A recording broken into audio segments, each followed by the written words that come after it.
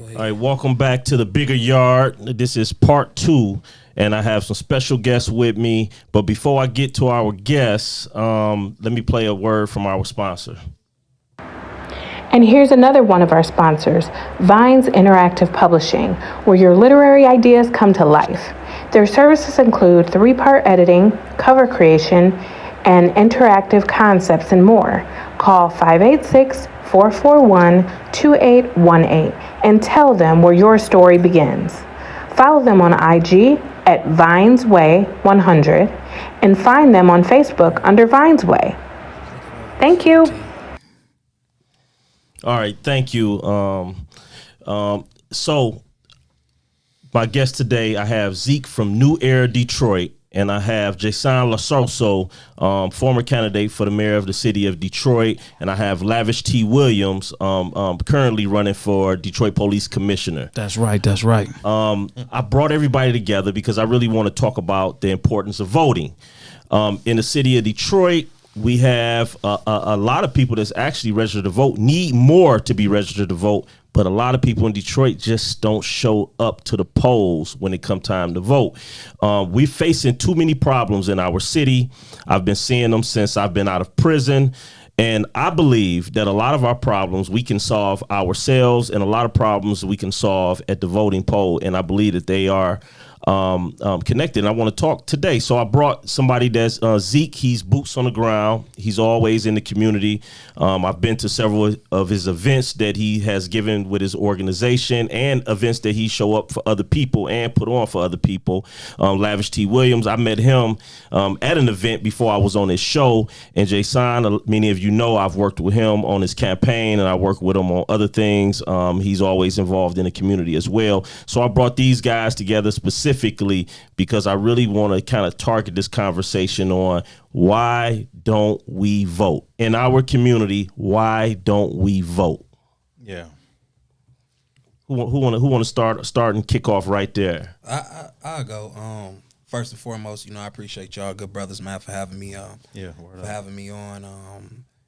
Especially you, good brother, man. I just want to send positive energy to you always, man, because, for you going through what you've been through, bro, and standing where you standing right now, you a testament to every strong black man in America, bro, that was done wrong by this criminal justice system. So, I commend you, good brother, man, for coming out, standing on your own too, and showing people, what people that done been done ultimately wrong. Because I feel like you should have the world, people that go get that type of time, bro, because you can't get time back, bro.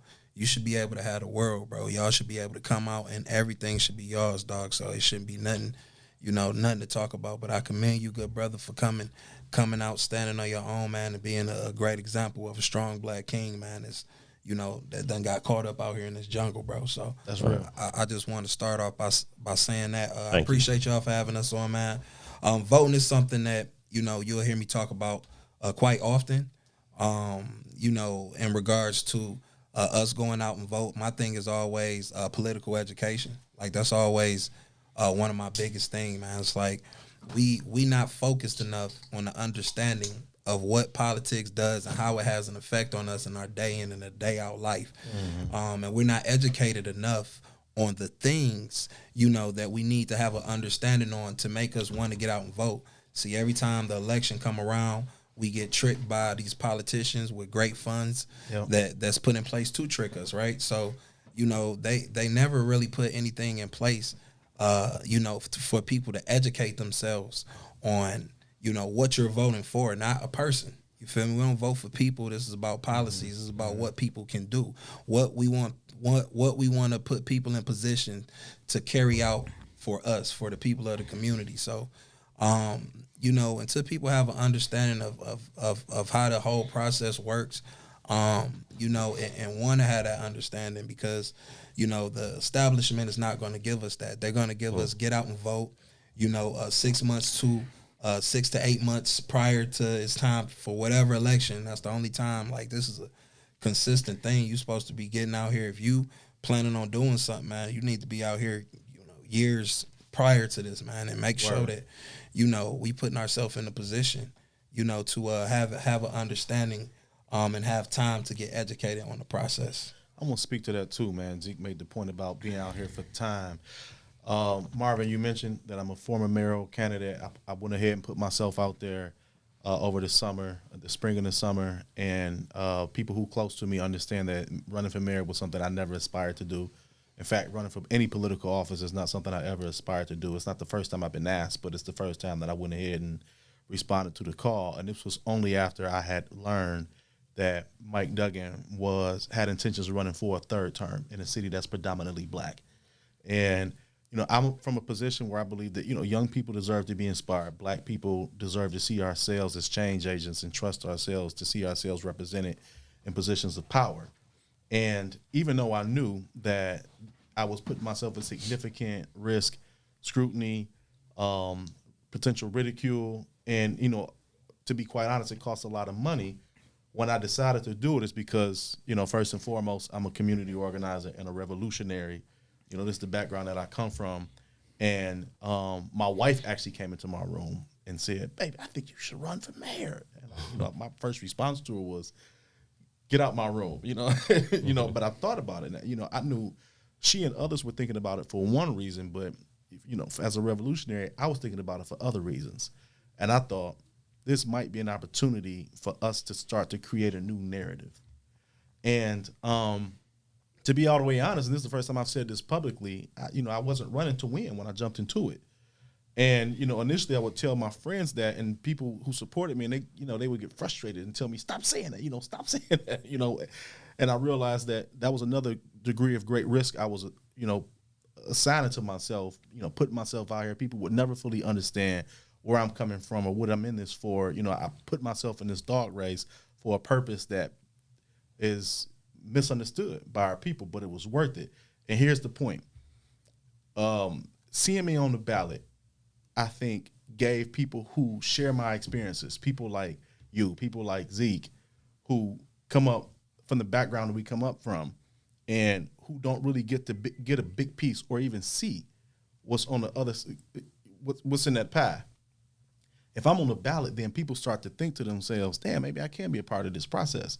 And not just like as a voter, but as a leader. And again, just to reiterate Zeke's point, that takes time. So somebody got to step forward and offer themselves. And 2020 was a tough year for a lot of people, but I was fortunate. 2020 was a great year for me. We had a couple extra ducats to spend, and so we committed as a family to putting that forward in order to create some new inspiration and, give young people an example and that, yes, you can lead. And we knew that we'd be even more powerful if we ran as a couple. So we were spousal running mates. Right. And, I think this is what it takes. People don't feel like they have a stake in it or a piece in it, and they don't see themselves represented in it. And so we just fall back. And, leadership, politics, public service, that's something that other people do for us. And, in most cases, something that other people do to us. But, that's the perception. And so I think that what it's going to require for our people to get out and vote is to see people like us who would normally not be interested in running for office to step forward and lead. Right. Now, you and I, we're from the same neighborhood. Absolutely. And where I'm from, we call it the hood. Right. I'm from the hood. I grew up in the streets. I grew up running the streets. So I kind of understand the mentality of those that's in the streets. A little different now. Yeah, much different. Right. Yeah. It's much. The mentality is a little different now. Yeah. That's the generation, that young generation that's in the hood. Those are the ones that don't like to vote. Yeah. Don't even participate in the process. Right. Some are not even aware that they can vote. A lot of felons, a lot of returning citizens. Absolutely. They are unaware that they actually can vote. Yep. What would y'all say to those in the hood about voting and why it's even important? Yeah, so I'll take a first crack at that one, Zeke. So the first thing is you can vote. Yeah, and, this myth that we talked about this off camera, this myth that if you got convicted of a felony, you can't vote.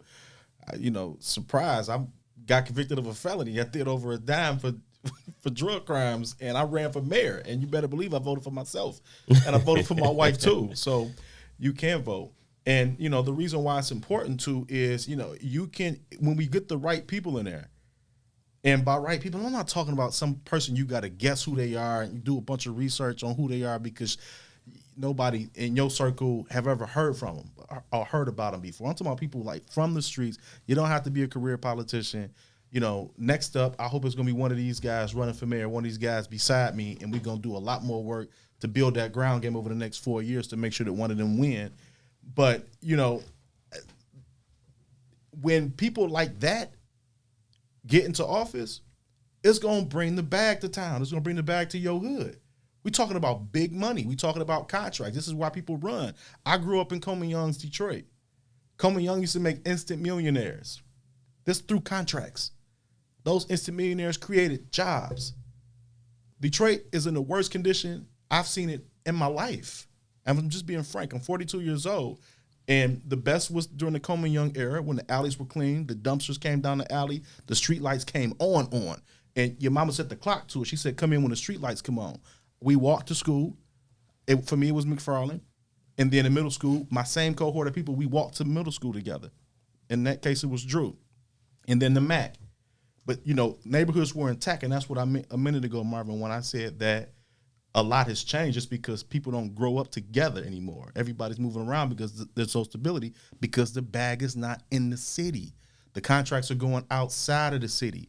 They playing with our money, and it's also a myth that the current administration is bringing white money to the city of Detroit. In fact, what's happening is black money is going out to the suburbs.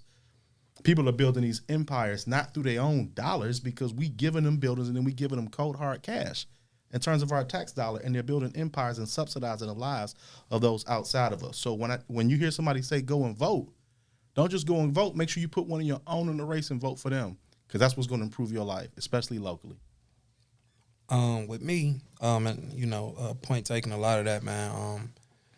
Personally, when you're talking about, you know, because the original question was just, you know, making sure that how can we get the younger generation more involved in the voting process. And for me, it's like, you know, with young people, we know how they think. We was young people before, you feel me? We didn't do nothing unless we believed in something. And it's like, we got to give a youth something to believe in, you know what I mean? We got to give them something to look and say that I want to get out there and vote for it.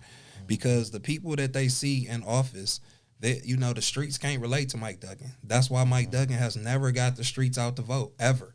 This will be his third term, and in 3 years of running, he can't, all the money that he get by Dan Gilbert and all the boys downtown, they can't buy the streets to vote for him.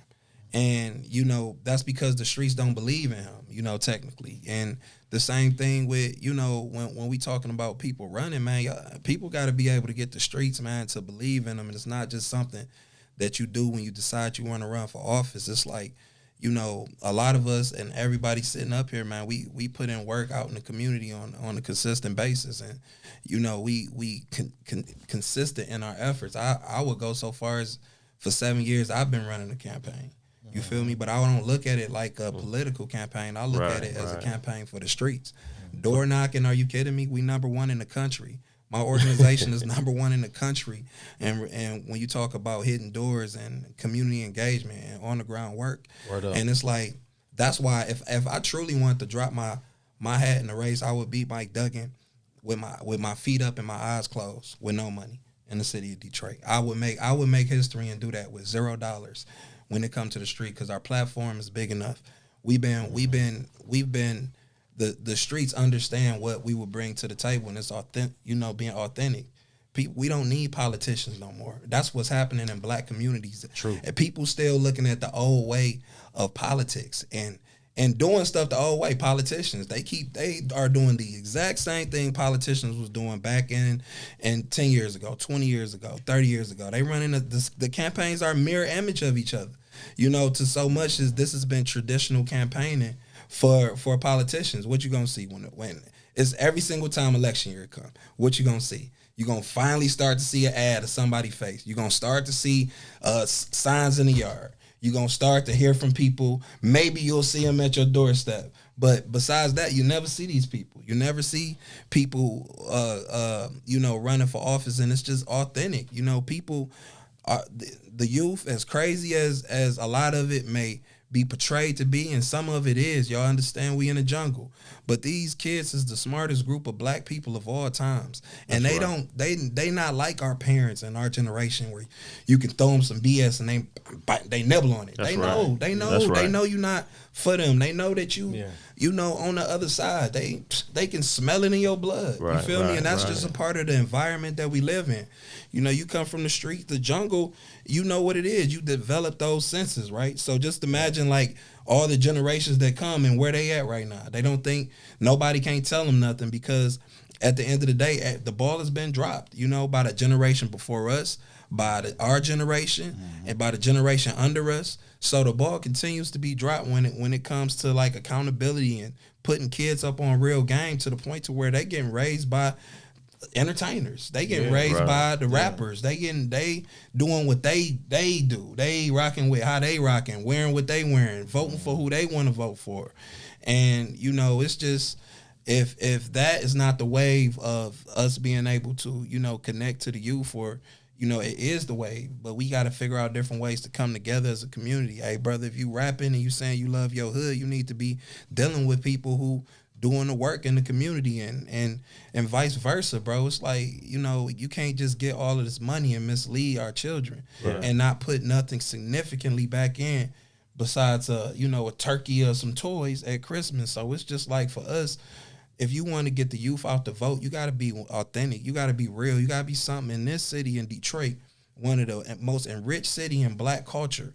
You got to be something that people can believe in. People believed in Kobe Young back in the day. People believed in Kwame back in the day because they looked and they seen themselves in them, and also they track record spoke for him. You feel me? And he was connected to a lot of the people, you know, in our culture. It's about, you know, the culture can't be bought here in the city of Detroit, and that's the thing when it comes to politics.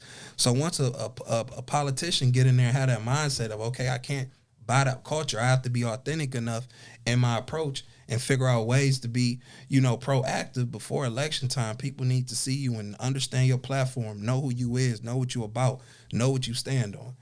You know what I mean? So when it comes to, you know, politics, my thing is being authentic, and we don't see that. You know what I mean? Kobe Young last year, junior, he tumbled. You know what I mean? Because people couldn't relate to him, and you know, running off your fire, man. You got to be authentic, man. The people gonna smell that, and that's how we get the kids, man. We got to come back and be authentic. We got to get education involved so that they have an understanding of how the bag. Because everybody, one thing we understand is numbers, right? So if we break stuff down in ways to where they have an understanding of numbers and resources, and how, you know, the bag is never making it to the block. Never. You know, if you doing what you doing on the block and you invest in what you invest in, the bag never come. You know what I mean? You're gonna be trying to figure out what the holdup is, and that's the problem. Like something went wrong. Yes, people don't have an understanding of what's going on. So you know that's where the holdup come from. So it's just being authentic and being able to. I appreciate you using that term, the bag, just so people know. Even that word, the bag, that started in prison. That's a prison term. The bag is a prison term, and since we own the bigger yard, I guess it only makes sense that we talk about the bag. Now, in politics, oftentimes returning citizens, those that have been to prison, don't participate in that process. It's everywhere I turn, there's a myth. People think that in Michigan that you can't vote if you're a felon. But everywhere that I go, everywhere that I look, I see somebody that I was in prison with. I did 20 years. I've been at 14 different prisons. So everywhere I look, I see somebody I've done time with before. But all of these guys that I see are not participating in the process. We a whole constituency, man. Absolutely. We are a political party in and of ourselves. Absolutely. What they say, one in three black men will have a felony in their lifetime, or do some type of time. 1 in 3. That's a political party. In fact, that might, you see, that's a political party. I mean, a large part of the Detroit populations, man, has been in one way or another in contact with the criminal legal system. Facts. And, you know, I used numbers in 2020 because it was a census year. And I think 40,000 people were in the Michigan Department of the Corrections in 2020. And a large number of those folks last address was Detroit. And that's just just capturing 1 year. And that's not including people who are in the federal prisons or people who are out state in prison, people like me. It's a large number of people, man, who understand coming into contact with the criminal legal system. And, I'm purposely not calling it the criminal justice system because ain't no justice in it. That's right. At least if you black. So we understand that. And, yeah, to your point, Marvin, we are a constituency, man. That's a political party in and of itself. And that's why I'm saying really the movement starts here. And to Zeke's point, like people power is what it is. We just got to be organized. Absolutely. Because even for a guy like me who's been on the street since, I move in a lot of different spaces. If we're not organized enough to connect all those different sects, if I can move 1,000 people, and it's just my hood people or whatever, but I'm failing to get them to leverage their relationships in other hoods because they just think it's going to happen. Right. That's a lack of organization on my part. Because we don't have the money to compete with big dollars. I spend $30,000 in my own cash, but that's just for the bare minimum stuff. So people can see yard signs. Because they don't see yard signs, you ain't in the race. Stuff you just got to do. If they want to see a piece of literature. You see what I'm saying? Right. That's the bare minimum. But if you don't have the organization to people power, then you're not going to move forward. But I think that's what we're going to be built. That's what we're building on going forward. You understand what I'm saying? What do we know what we're seeing in the race? We know what we've seen throughout the primaries. And we know we have Mike Duggan and we have Anthony Adams in the race, battling it out for the mayor of the city of Detroit. Yep. But we know that there's a disconnect. Kwame Kilpatrick, I interviewed him last week. He kind of touched on that was your first guest. Absolutely, he's my first guest on my first show. Yeah. He touched on it being a disconnect from the streets and from the communities with leadership. Yeah. What do the I right wish leadership? Said that earlier. I wish Kwame said that a little bit earlier. Right. Keep it on for a while. Right. So. Right. No shade. We're gonna leave it at that.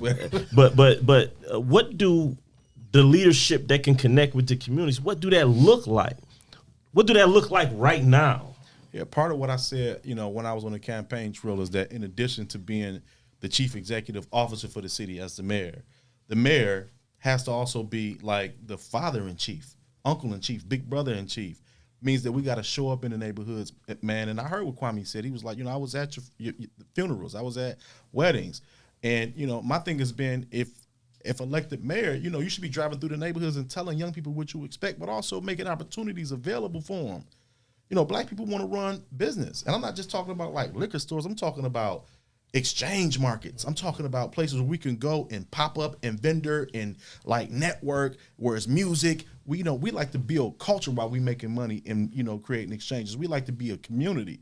The person in the chief executive seat for the city of Detroit should be creating opportunities to make that happen on Linwood, on Deep East, on Mac, on P Rock, on Joy Road, on Grand River, along these corridors that we have left out like completely. And being present, man, whole court in the street, like put your offices in a neighborhood house, be accessible to the people. The word that Kwame uses is a word that I use often, a soulful connection, man. It's got to feel like family. It's got to feel like, I don't want to use Thanksgiving. It's got to feel like Sunday dinner every day, like in the neighborhood, man. People got to feel like, man, not just the mayor, but the whole administration and the council, like they're around, like it's like family. We passing the plate and everybody's good. And so there's opportunity and there's that, there's opportunity, there's accountability, but there's also that feeling of belonging and love. Now Zeke, you in the hood probably more than anybody I know. You in the hood more than me. Boots on the ground, working in the hood. Hey, that's a lot of hood. It's a lot of hood out there. Hood to hood. Absolutely. I remember I did one of his first ones with him. That was fun. It's a lot of violence. It's a lot of violence in our community. Yeah. I've been seeing some things on the news where some school children were attacked in Zeke in New Era, Detroit, put boots on the ground, put the soldiers in the street in order to bring a sense of security to the neighborhood. Yeah. What are some things that we can do for ourselves in the neighborhood, not looking to Uncle Sam or Big Brother to do for us? What can we do in our neighborhood to create the type of environment we need so that we can enter the political world in a more effective way? The number one thing I feel that we can do is be present, man. Be present. We got to make sure that we put ourselves in a position to where we able to be seen out in our community. We live in a digital world, and you know, as serious as everything else is around us, right? So, you know, we have jobs, we have businesses. You know, we you know have our own personal preferences. Some people put time aside to go work out. Some people put time aside to, you know, dabble in whatever it is that they see fit to better themselves. And you know, until we start to stop becoming such a selfish community and a group of people, you know, we really got to be present in time, like understand like this is time to where when you that little stuff that people see on TV about the school fightings and all the stuff, the chaos going in schools, that's not just one school. And it's not just one city. This is happening everywhere black kids go to school at. And it's a lack of resources, and especially when we talk about black men, I'm big on black men. I'm hard on black men. That's right. You know, I know I got like an aura in the community, because if you don't come talking about, you know, something that's real for our people, I fall on deaf ears a little bit, bro. It's like we gotta, if you see babies being shot and killed in the community, we gotta mob up. You That's feel right. me? Like that's what we gotta do, man. Like we gotta be able to set precedent in our community on what's okay, what's not okay, what's cool, what's not cool, what's culture. We control the culture. We letting young kids decide our culture and everything to make our communities go round. So for us, you know, we have to be more present. They need to see more black men, you know, when stuff go on. Just say, for instance, that fight. We don't need to see a bunch of police officers rushing in those school, bum rushing kids. That's right. There needs to be men that's able to have a high level of conflict resolution, which is one of our most important programs right now, our conflict resolution program. But it needs to be men out in our community that, you know, that step up when stuff happens, so the kids feel like somebody care about them. Leader, you know, we could talk about leadership. We talk about leaders all the time. Like it need to be leaders, and it need to be people with the mindset of leadership in the community, because leadership breeds more leaders. Yeah. The problem is everybody want to be the man. And everybody want to be the man complex is not getting us anywhere as a culture. You feel me? Because everybody's looking to be the leader. It's people that don't even know my name. Straight up. I've been doing this for 7 years. I'm in 16 different cities in 2 countries. When I go to some of these cities, and when I travel, when I go places, people that don't know my name, but they'd be like, new era. That's leadership. You ain't got to know my name is Zeke or none of this or that.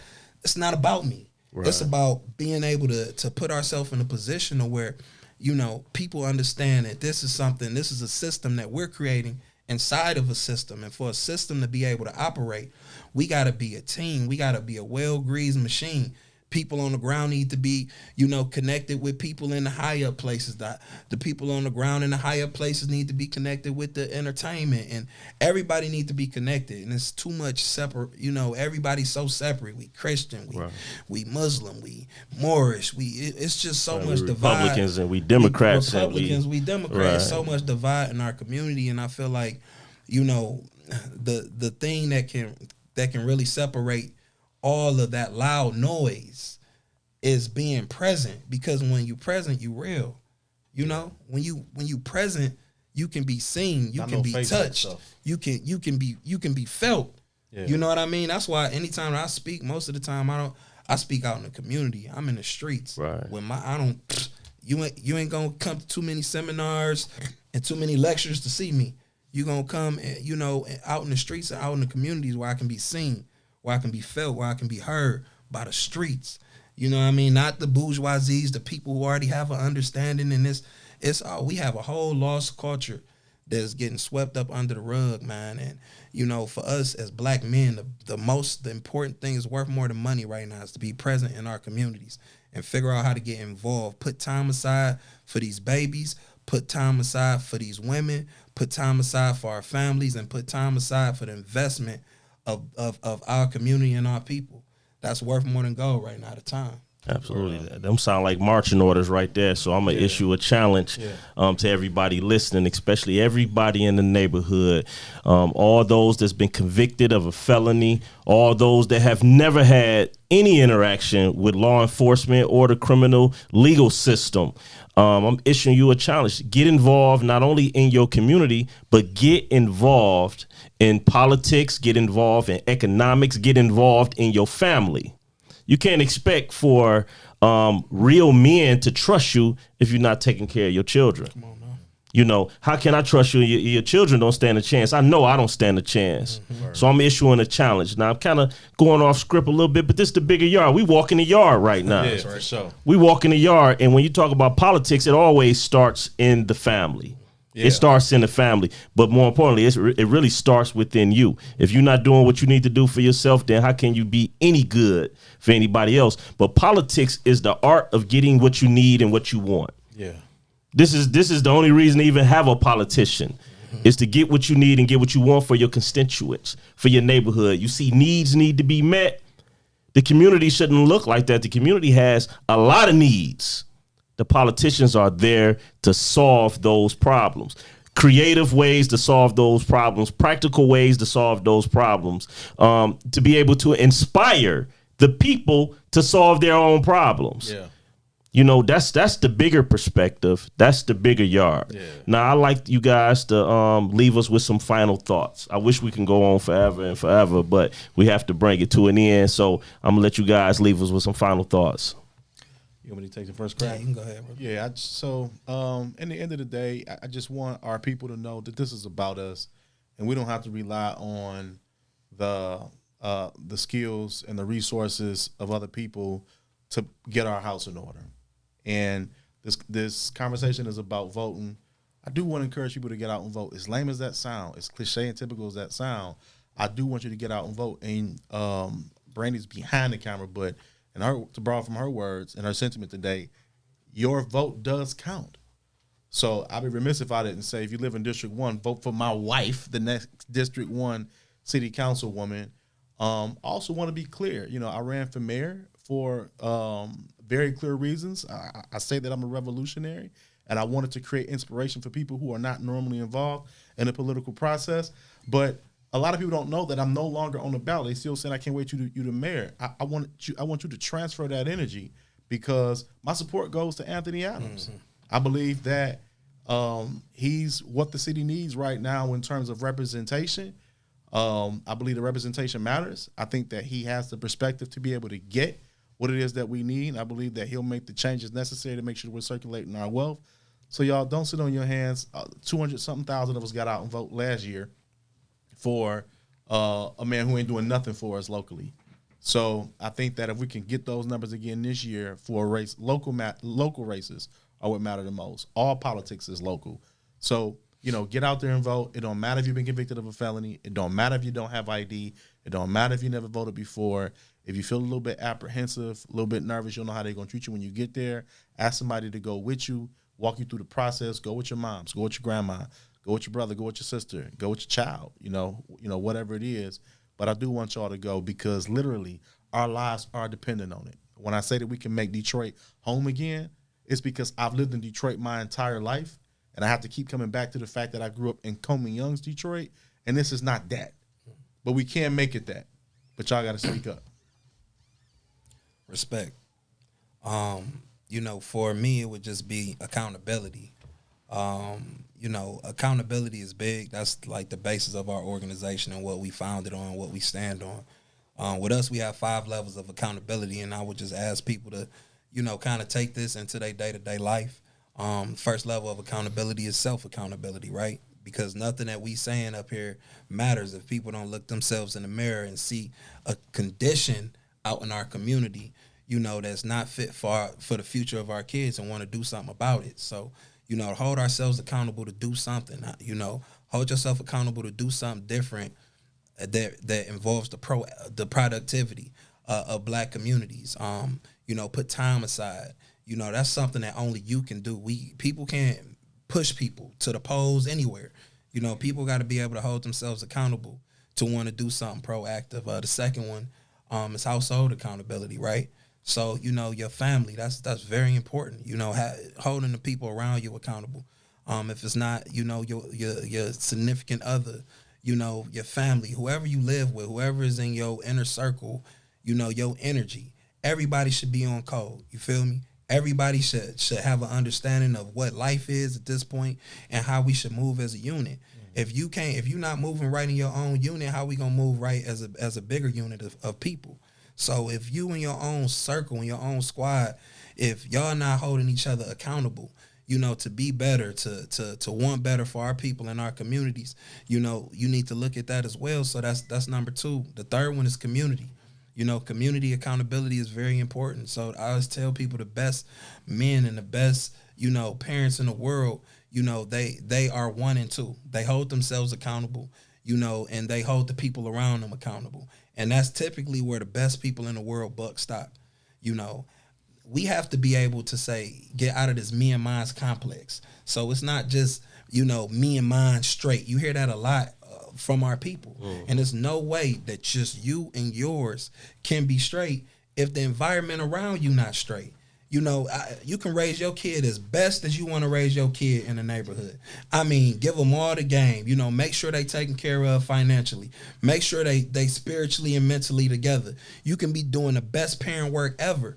But if you got kids that stay down in the street in the same environment that your kids stay in, and you not focusing in on those kids too as well and the environment as a whole, what's going to happen? We see it happen every day in Black America. These kids turn 16, 17, 18 and get swallowed by the environment that we turn our back on because me and mine straight. So community is a connection to yourself as a person and to your family. I mean, that all goes hand in hand. Number 4 for us is economics, right? So after that, after we hold ourselves accountable, after we hold the people around us accountable, after we hold our communities accountable, now it's about getting money and having an understanding of how much money we put out in the community and having an understanding of how to organize that money to be serious about creating Black communities. Being able to create Black communities. Just a real quick example of that is the old Northland shopping mall, right? So they just came to terms of this property been sitting there for years. I forget the last day that Northland closed their doors, but it's been a few years. Somebody actually put $400 million together to build a community. There's going to be apartments. It's going to be storefronts. It's going to be entertainment. It's a community. $400 million. We got all these celebrities out here, y'all talking about how much billions they got, and that's not it, bro. It's like we got to make sure it's not about the illusion of black power. It's about the reality of Black power, and there's no Black power without community, and there's no Black power without an economy to back that. So economics is 4, and the last one is what we talking about today: politics, political accountability. That's extremely important. It goes hand in hand with everything that I just mentioned. You can't tell me that if we living in a community, it's some people who don't know who their city council representative is. They don't know their names. They don't know who they are. Couldn't pick them out of lineup.